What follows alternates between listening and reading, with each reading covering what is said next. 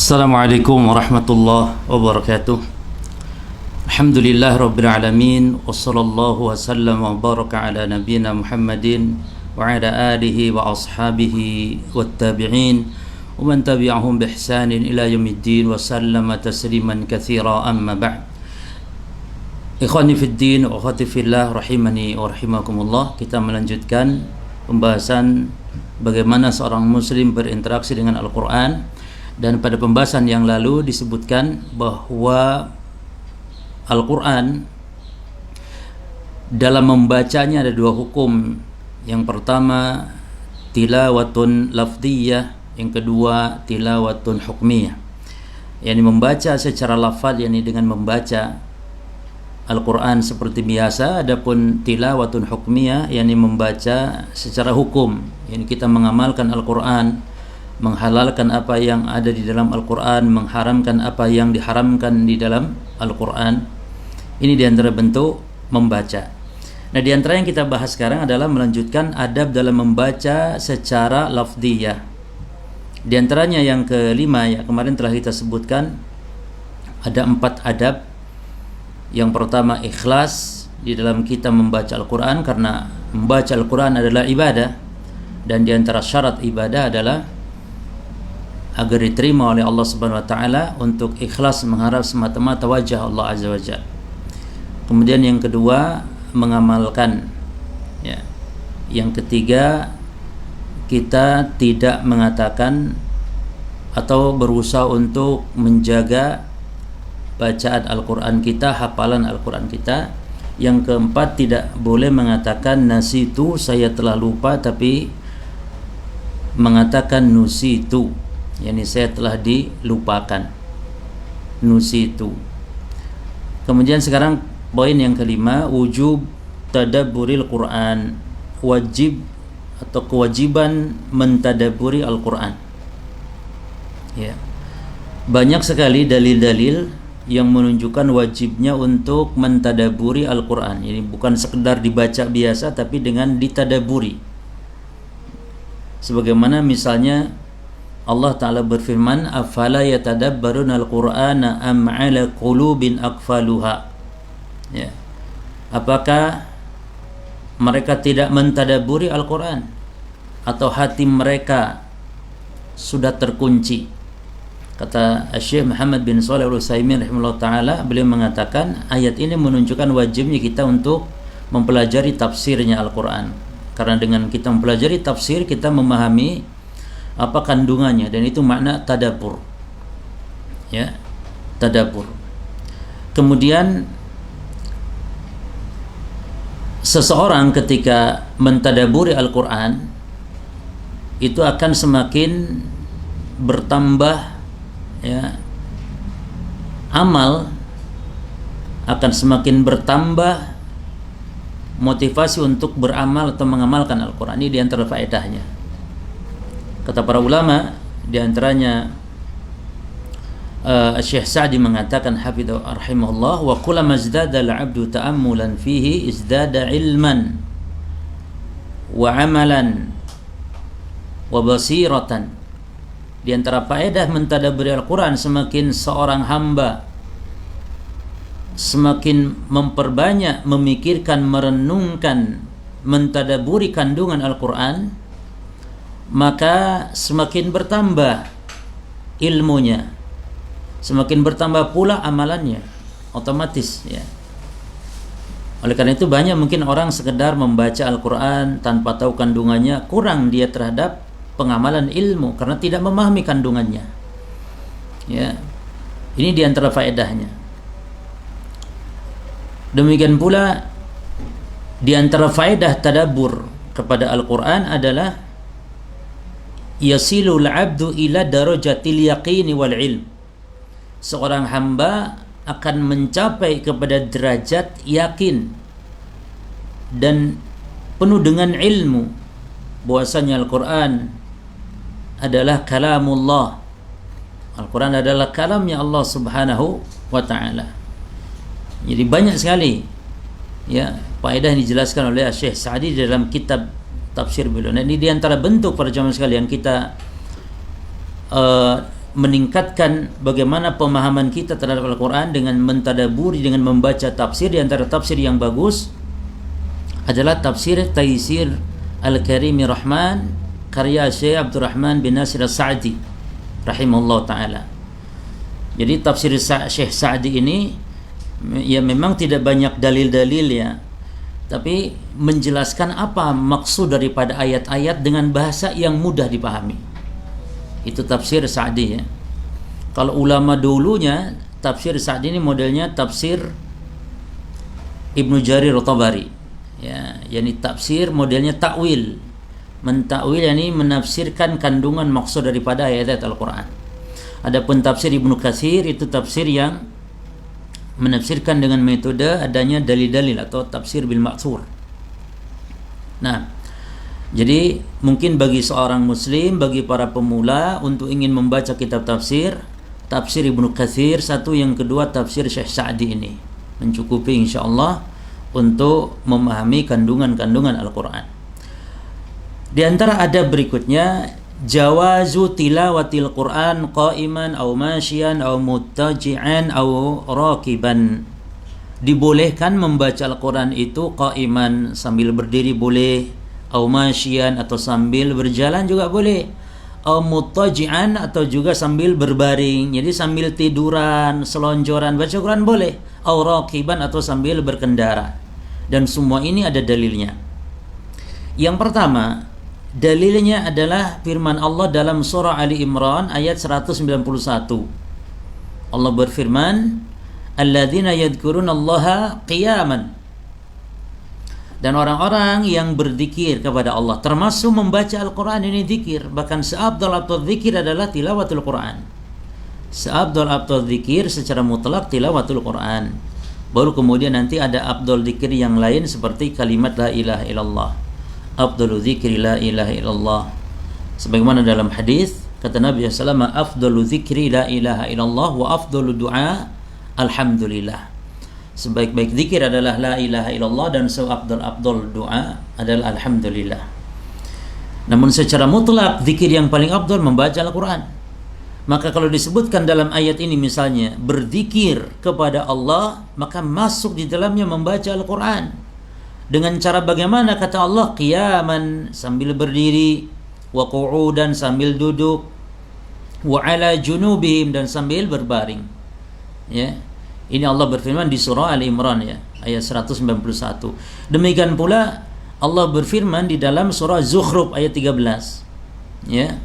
Allah mengatakan li tastaw ala dhuhurihi thumma tadhkuru ni'mata rabbikum idza stawaitum wa taqulu subhanalladzi sakhkhara lana hadza wa ma kunna lahu muqrinin. Ini dalil menunjukkan naik kendaraan ya. Allah berfirman di sini, dan supaya kamu duduk di atas punggungnya, yakni punggung kendaraan maksudnya. Kemudian kamu ingat nikmat Rabbmu apabila engkau duduk di atasnya, dan supaya kamu mengucapkan subhana alladzi sakhkhara lana hadza wa ma kunna lahu muqrinin. Ini surah Zukhruf ya. Allah berfirman, kamu membaca subhanak, yakni subhanalladzi sakhkhara lana hadza, maha suci Allah ya, yang telah menundukkan semua ini, yang kendaraan, binatang tunggangan, wa ma kunna lahu muqrinin, dan kami tidak mampu, sebelumnya kami tidak mampu untuk menguasainya, wa inna ila rabbina lamunqalibun, dan sesungguhnya kami akan kembali kepada Rabb kami. Nah, ini dalil yang menunjukkan membaca Al-Quran ya, zikir membaca Al-Quran termasuk di dalamnya boleh sambil naik kendaraan, sambil berdiri, sambil berbaring, sambil duduk ya. Ini dari ayat Al-Quran. Adapun kalau dari hadis Nabi sallallahu alaihi wasallam, ada hadis dari sahabat Abdullah bin Mughaffal radhiyallahu anhu. Dia mengatakan, ra'aitu Rasulullah sallallahu alaihi wasallam yauma fathi Makkah. Aku pernah melihat Rasulullah, kata Abdullah bin Mughaffal, ketika Fatu Makkah ya, ketika penaklukan kota Makkah, wa huwa yaqra'u ala rahilatihi. Beliau Rasulullah membaca Al-Qur'an, yakni membaca ayat ya di atas kendaraan beliau, surat Al-Fath. Itu surah Al-Fath dibaca oleh Nabi sallallahu alaihi wasallam. Nah, ini menunjukkan para jamaah sekalian bahwa surah Al-Fath itu turun bukan ketika penaklukan kota Mekah, ya. Dan yang dimaksud dengan Al-Fath, kemenangan dalam surah Al-Fath sebenarnya bukan penaklukan kota Mekah yang dimaksud, tapi para ulama jumhur, ya, dari kalangan para sahabat, ulama-ulama ahli tafsir juga menafsirkan bahwa yang dimaksud dengan Al-Fath dalam surah Al-Fath, ya, yang dimaksud adalah perjanjian Hudaybiyah. Ya, jadi ketika Nabi melakukan perjanjian Hudaybiyah, ketika Nabi mau umrah dicegat oleh orang-orang musyrikin di Hudaybiyah, ya. Akhirnya Nabi membaiat para sahabat, di situ ada baiat disebut baiat Ridwan. Ya, karena dengan baiat itu Allah ridho kepada para sahabat di bawah pohon. Itu Allah abadikan dalam Quran. Ya, laqad radiyallahu 'anil mu'minina idh yubai'unaka tahta syajarah. Ya, sungguh Allah ridho kepada orang-orang beriman, yakni para sahabat yang membaiat engkau wahai Muhammad di bawah pohon. Ini pohon namanya pohon samurah, kata para ulama. Ini disebut pohon, ini nama pohon samurah. Itu di zaman Umar ditebang itu, ya.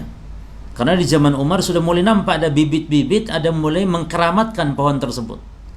Nah, itulah di antara jasa Umar bin Al-Khattab radhiyallahu anhu, ditebang oleh beliau.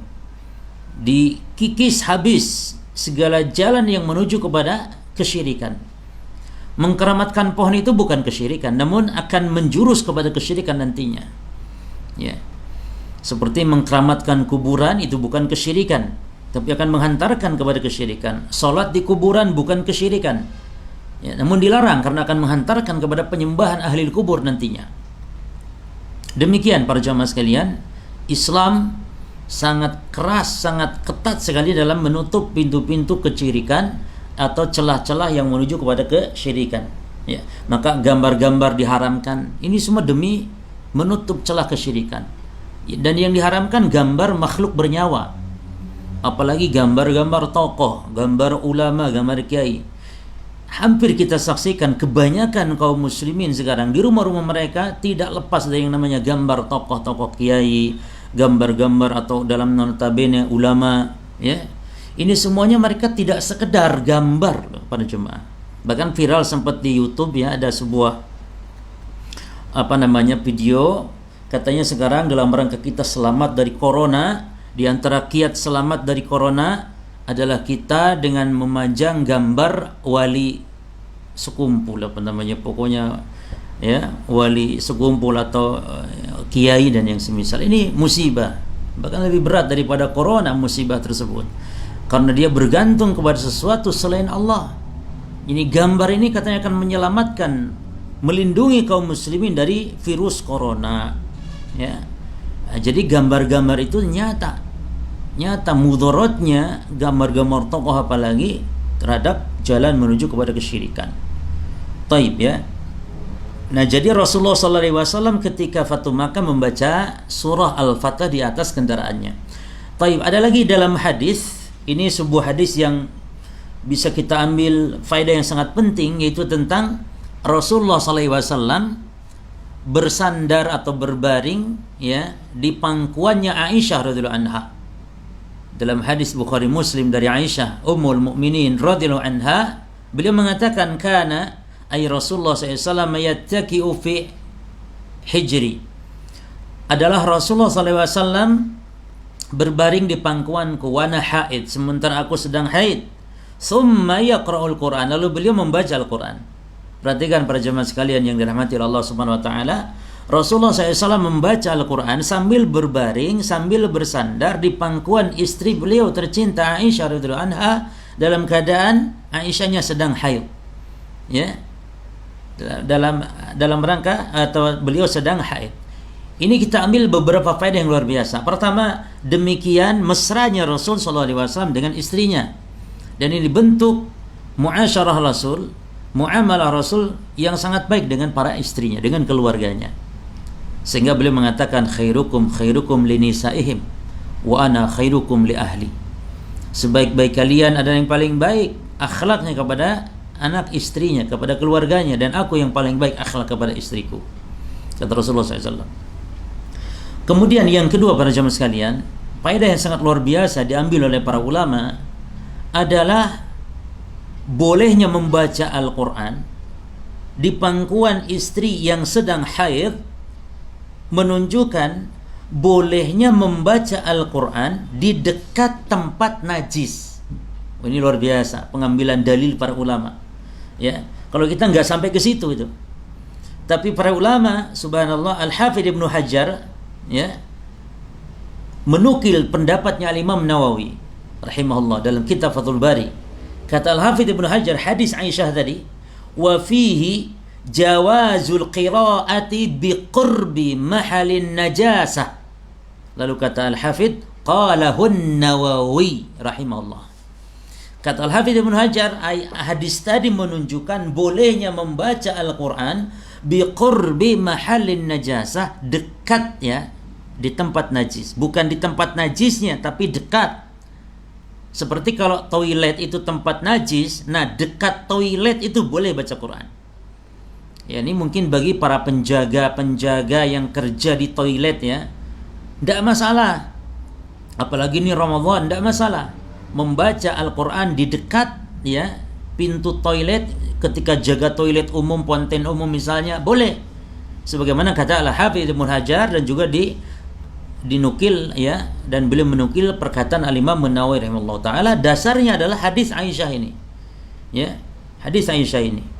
Makanya kata para ulama, fi hadis Aisyah radhiyallahu anha dalilun ala jawazi qiraatil Quran fi hijril haid wan nufasa. Ya, hadis Aisyah ini berarti menunjukkan boleh membaca Al-Quran di pangkuan wanita yang sedang haid atau nifas, ya. Dan juga kata Al-Hafidz menunjukkan bolehnya membaca Al-Quran di dekat tempat najis, ya. Nah, demikian pula hadis ini menunjukkan bolehnya membaca Al-Quran muttaji'an muttaki'an 'alal haid. Hadis menunjukkan bolehnya berbaring ketika membaca Al-Quran. Ya. Taib, adapun dari hadis misalnya berkendara, ya, atau dalil berjalan lah. Mana dalil yang menunjukkan berjalan? Kalau berbaring ada tadi sudah, ya. Dalil yang menunjukkan berjalan di Quran kan nggak ada, ya. Di hadis nggak ada. Nah, itu dengan cara mengkiaskan. Al-mashi berjalan itu yuqasu 'ala raqib wala farqa. Yang namanya berjalan ya dikiaskanlah kepada naik kendaraan, ya. Maka tidak ada bedanya. Ini menunjukkan bolehnya, ya, membaca Al-Quran sambil duduk, berjalan, duduk, berbaring atau naik kendaraan. Kemudian di antara adab kita dalam membaca Al-Quran secara lafziyah adalah membaca Al-Quran, adab yang ketujuh, la yamassul mushaf illa tahir. Tidak menyentuh al-mushaf kecuali yang suci. Nah, ini termasuk masalah khilafiyah, ya, para jamaah sekalian, ya. Namun kalau kita melihat memang ada beberapa dasar di situ, ya, walaupun memang ada sebagian, ya, dasar tersebut tidak kuat. Seperti yang dijadikan dasar biasanya oleh para ulama adalah di surah Al-Waqi'ah Al-Quran ayat 75. Ya. Ayat 75 Allah berfirman, la yamassuhu illal mutahharun.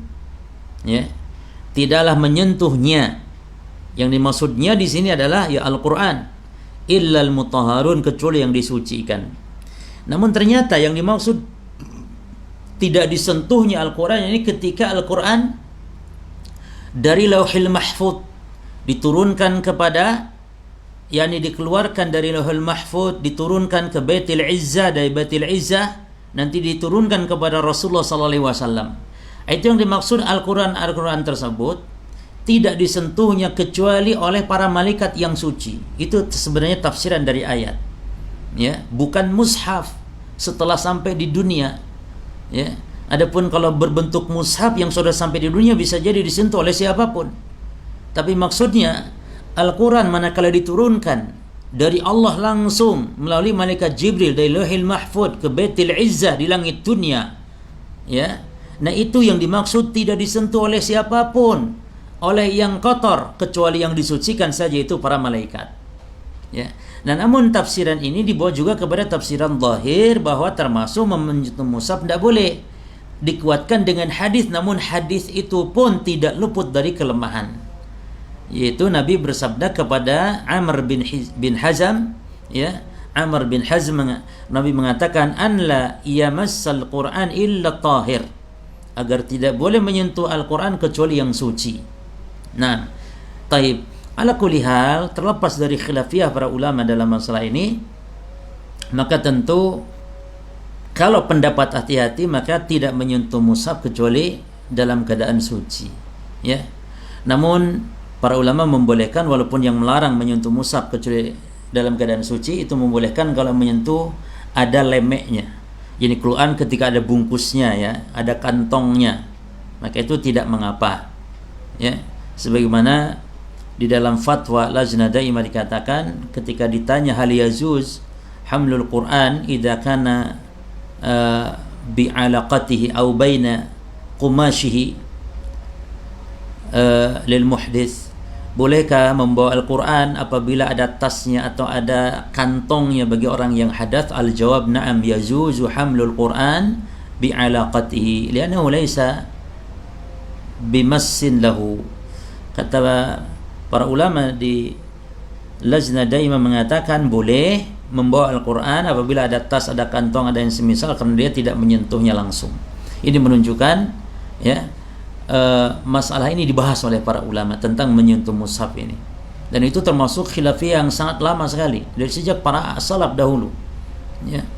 Makanya para ulama di antaranya Syekhul Islam juga mengatakan, beliau mengatakan, wa man kana ma'ahu mushaf falahu an yahmilahu, perhatikan, baina qumashihi, ya.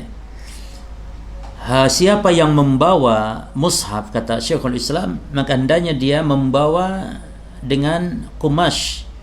Kumash itu semacam ada tasnya, ada wadahnya, ya.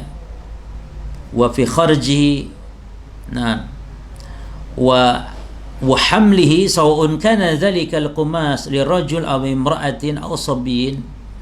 Nah, baik yang membawa itu adalah baik dia laki-laki, perempuan, anak kecil, tidak masalah. Nah, demikian pula membawa mushaf di tas atau di saku kita, di saku baju, di kantong baju, boleh, ya. Namun la yajuz an yadkhula asy-syakhsu makana qada'il hajah wa ma'ahu mushaf, dan tidak boleh bagi orang yang membawa mushaf tersebut di kantongnya masuk ke tempat buang hajat.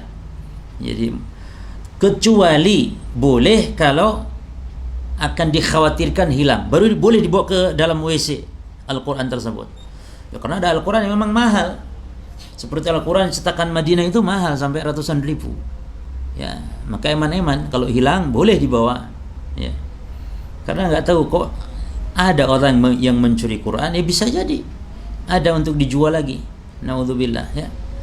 Baik, di antara adab yang ke-8, jawazu tilawatil Quran lil muhditsi hadatsan asghar. Nah, ini kemarin ada pertanyaan ini. Boleh membaca Al-Quran bagi yang hadas dengan hadas kecil, an dhahri qalbin, yakni dari hafalan tanpa menyentuh mushaf, ya.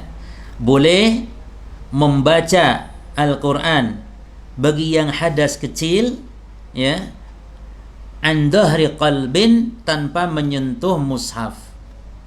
Nah, ammal janabah, adapun orang yang junub, fa innahu fala yajuju lil junub qiraatul Quran bihalin minal ahwal. Adapun yang junub, apapun bentuknya, baik melihat mushaf, baik tidak melihat mushaf, apalagi menyentuh mushaf, tidak diperbolehkan membaca Al-Quran apapun kondisinya. Dalilnya yang kemarin saya sebutkan adalah hadis Ali bin Abi Thalib radhiyallahu anhu. Kata Ali, kana Rasulullah sallallahu alaihi wasallam, adalah Rasulullah sallallahu alaihi wasallam, yuqri'una al-Qur'ana ma lam yakun junuban. Adalah Rasulullah sallallahu alaihi wasallam, ya, Rasulullah sallallahu alaihi wasallam membacakan Quran kepada kami kapanpun kondisinya selama beliau tidak junub. Taib. Ikhwan fillah jazakumullah, hadis ini riwayat Imam Ahmad, dan ini hadis sahih. Hadis ini sahih, ya, riwayat Imam Ahmad. Namun juga ada hadis Aisyah yang sahih mengatakan bahwa kana Rasulullah sallallahu alaihi wasallam yadhkurullaha fi kulli ahyanihi. adalah Rasulullah SAW berzikir kepada Allah termasuk membaca Al-Quran pada segala kondisinya. Wa yadkhulu fihi, dan masuk tentu di dalamnya apa? Al-junub. Masuk di dalamnya tentu junub. Oleh karena itu dalam masalah ini ada khilafiyah para ulama. Al-Imam Syaukani mengatakan boleh membaca Al-Quran bagi yang junub dengan dasar hadis Aisyah tadi. Ya. Namun hadis Ali SAW ini menjadi pengkhususan. yakni Rasulullah SAW membaca Quran dalam semua kondisinya kecuali junub. Nah, gitu ya. Maka wallahu taala alam, sebagaimana yang kita kaji sekarang, pendapat yang hati-hati bagi yang junub tidak boleh membaca Al-Quran. Kalaupun membaca silahkan mandi. Silahkan mandi junub baru boleh setelah itu. Makanya para ulama mengecualikan wanita yang haid. Kalau wanita yang haid tidak diserupakan dengan yang junub. Kenapa? Karena wanita yang haid ketika dia ingin membaca Al-Quran, namun dia kesulitan karena walaupun mandi tidak akan menyebabkannya suci. Beda dengan orang yang junub, kalau mandi langsung suci seketika. Adapun wanita yang haid maka tidak akan suci walaupun mandi karena haidnya belum tuntas. Maka dibolehkan sebagai rukhsah bagi mereka untuk membaca Al-Quran, namun tentu dengan tidak menyentuh mushaf. Ya. Adapun HP boleh disentuh karena HP bukan mushaf. Ya, jadi kalau HP itu berbeda dengan hukumnya dalam hukum dengan mushaf.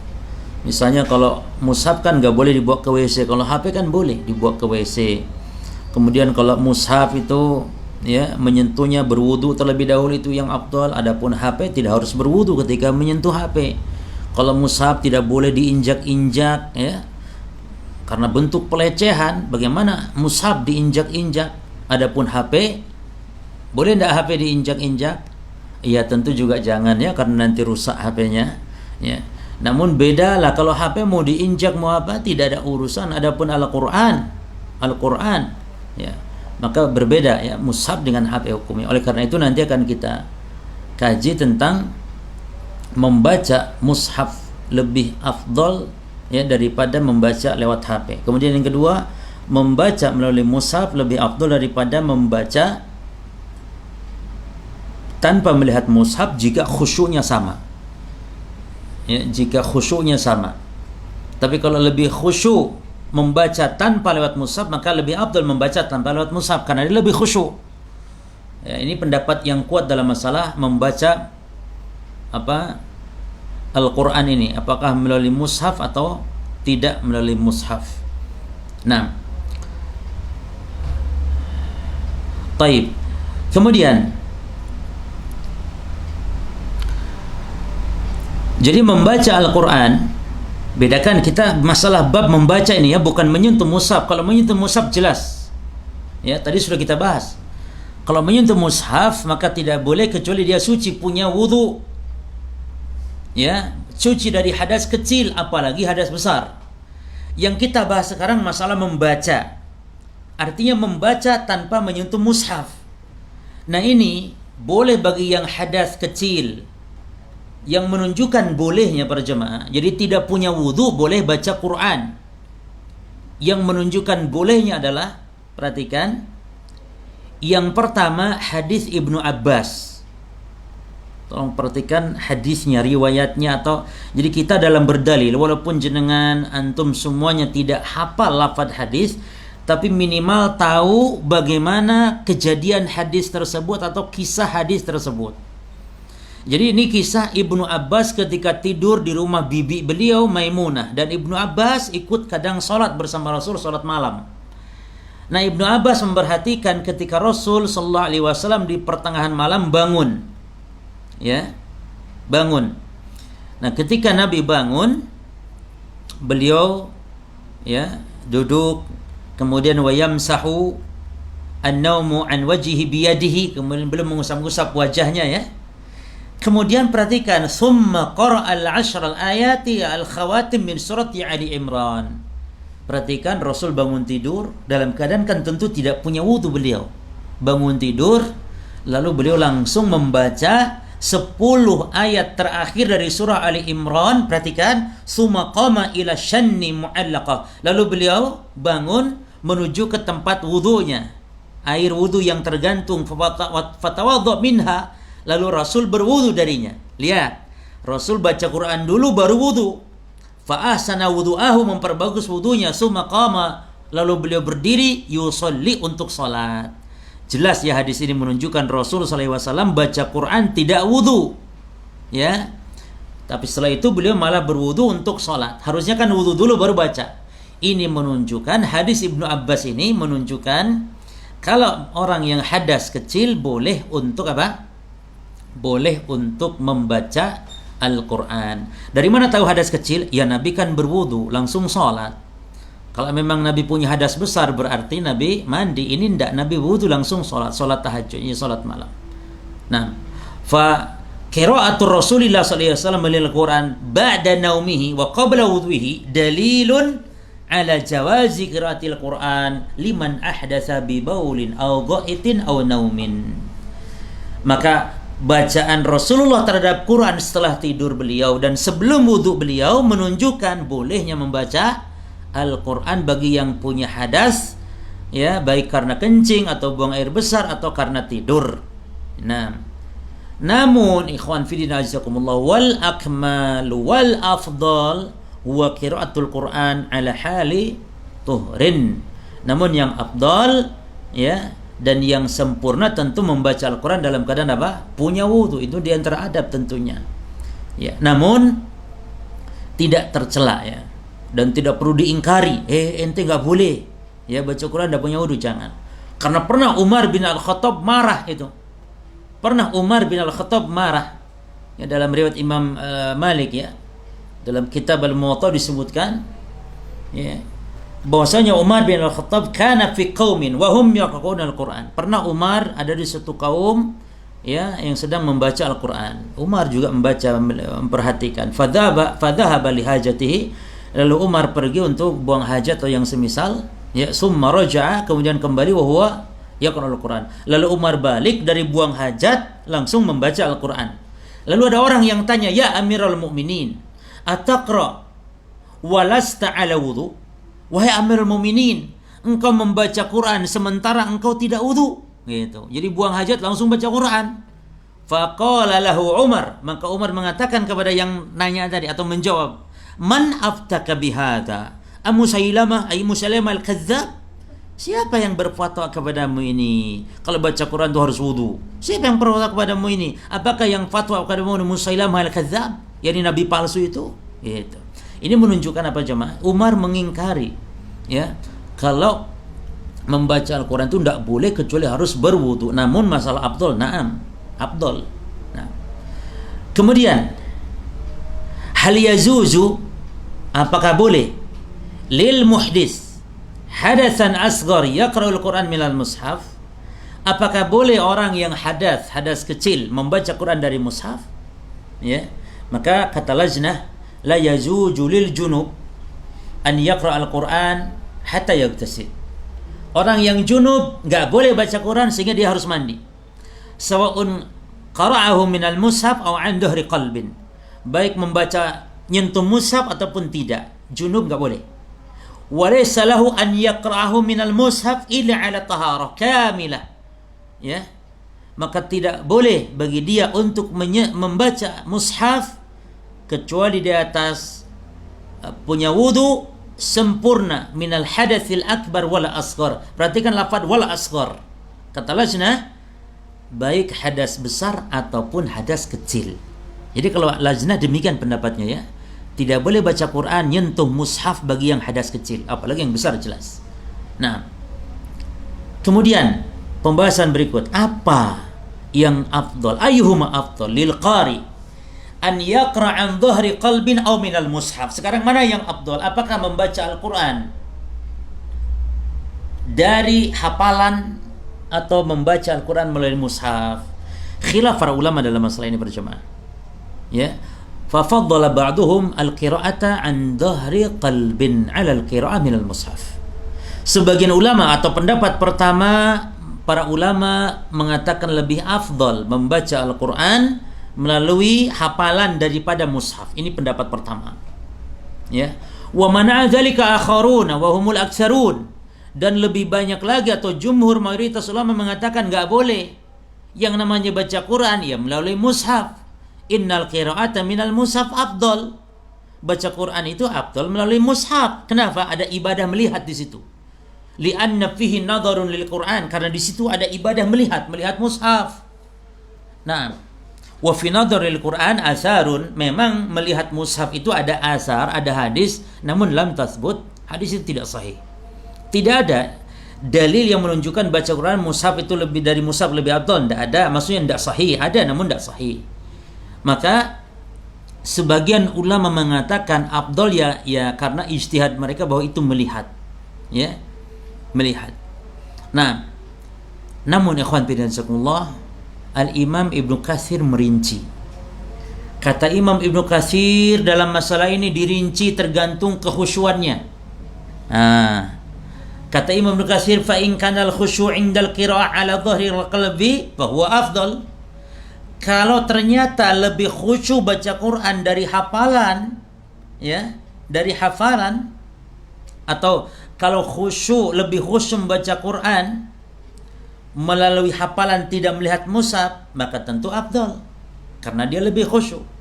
Tapi wa in kana 'inda an-nadhar fil mushaf fa huwa afdal. Namun apabila lebih khusyuk dengan melihat mushaf, maka melihat mushaf itu lebih afdal. Jelas ya? Jadi mana yang lebih khusyuk? Melihat atau tidak melihat? Kalau lebih khusyuk melihat, ya melihat lebih afdal. Kalau ternyata tidak melihat dari hafalan malah itu lebih khusyuk, itu yang afdal. Namun masalahnya fa in istawaya. Kalau 50% bagaimana? Melihat mushaf ya khusyuk, tidak melihat mushaf juga khusyuknya segitu. Maka fal qira'atu nadharan aula. Perhatikan, maka melihat mushaf ya itu lebih afdal. Perhatikan di sini. Kalau sama saja kondisinya, maka melihat mushaf itu yang harus didahulukan. Ya, lebih afdal. Ustaz, kipasnya barakallahu fik. Agak sum. Ayo, jazakallahu khair. Baik ya. Jadi apabila melihat mushaf lebih khusyuk, apabila sama antara melihat mushaf tidak melihat mushaf dalam masalah kekhusyuan, maka yang afdal apa? Melihat mushaf. Kenapa? Li'annaha asbat wa tamtazu bin nadhar fil mushaf. Karena itu lebih kokoh lah kita kalau lihat mushaf jemaah ya. Dan juga ada yang menarik dari perkataan Imam Ibnu Jauzi. Kalau kita melihat mushaf berarti kita telah membaca melalui mushaf, dan itu termasuk kita tidak menghajar Al-Quran. Ya, kita tidak menghajar Al-Quran. Karena kata Imam Ibnu Jauzi, man kana indahu mushaf an yaqra'a fihi kulla yaumin ayatin yasiratan li'alla yakuna mahjura. Karena orang yang punya mushaf di rumahnya hendaknya dibaca tiap hari mushaf itu. Walaupun mungkin beberapa ayat yang ya ringan lah. Kenapa? Supaya kita tidak termasuk orang yang telah menghajar Al-Quran. Dan ini kenyataan jemaah. Banyak kaum muslimin punya mushaf namun jarang dibaca. Bahkan sampai ada yang belasan mushaf di rumahnya ya, tidak pernah dibaca. Itu pun dibaca nanti kalau Ramadan. Kalau Ramadan pun terkadang beli mushaf baru lagi, beli baru lagi. Ya, maka yang paling utama dalam masalah ini adalah kita mengutamakan membaca melalui mushaf. Nah, ada masih normal jamnya sekarang? Insyaallah. Tapi bisa tambahkan satu lagi adab. Jawazu qiraatil Quran lil haid wan nufasa. Boleh membaca Quran bagi wanita yang haid dan nifas. Ya. Kenapa lam yathbut dalilun? Karena enggak ada dalil yang memang menetapkan ya terlarangnya yang haid dan nifas. Nah, lakin biduni massil mushaf, namun tentu tidak menyentuh mushaf. Kalau pegang HP tadi boleh. Ya. Taib, kenapa bedanya dengan yang junub ya? Tadi alasannya kalau yang junub dia mau baca Quran tinggal mandi. Dan ada hadis dari Ali bin Abi Thalib tadi. Ya. Adapun mungkin dikiaskan dengan yang haid dan nifas juga tidak bisa. Ya, karena beda hukum. Oleh karena itu insyaallah bagi yang haid atau nifas diperbolehkan, sebagaimana juga di sini difatwakan oleh Lajnah Daimah ya, bahwasanya boleh bagi yang haid dan nifas untuk membaca Al-Quran, namun dengan syarat tadi biduni masil mushaf, tanpa menyentuh mushaf. Nah, cukup Ustaz insyaallah. Ada beberapa pertanyaan Ustaz. Yang pertama, Nah, seorang laki-laki diperintahkan oleh Allah untuk menundukkan pandangannya kepada wanita yang bukan mahram. nah, Pertanyaan yang pertama Ustaz, apakah ada rukhsah untuk melihat wanita yang bukan mahram namun sudah tua? nah, Kemudian yang kedua, apakah ada batasan aurat khusus untuk wanita tua yang berbeda dengan wanita yang masih muda? Baik. Tentang masalah ini pertanyaannya bahwa laki-laki dilarang untuk memandang wanita ajnabi yang bukan mahram. Namun ditanyakan apakah ada perbedaan dengan wanita yang sudah tua dalam masalah memandang ini. Wallahu ta'ala alam, sebagian ulama mengatakan bahwa memandang wanita ya termasuk juga yang tua, tidak dibedakan, karena dalam urusan fitnah ya wanita pun tua, muda sama saja membuat fitnah, ya. Sama saja membuat fitnah. Namun dalam masalah ini ada ulama yang membolehkan ya untuk melihat wanita yang tua, termasuk para ulama ada yang membedakan tentang ucapan salam antara syabat wanita muda dengan wanita tua karena fitnah yang ditimbulkannya. Namun pendapat-pendapat yang khilaf tadi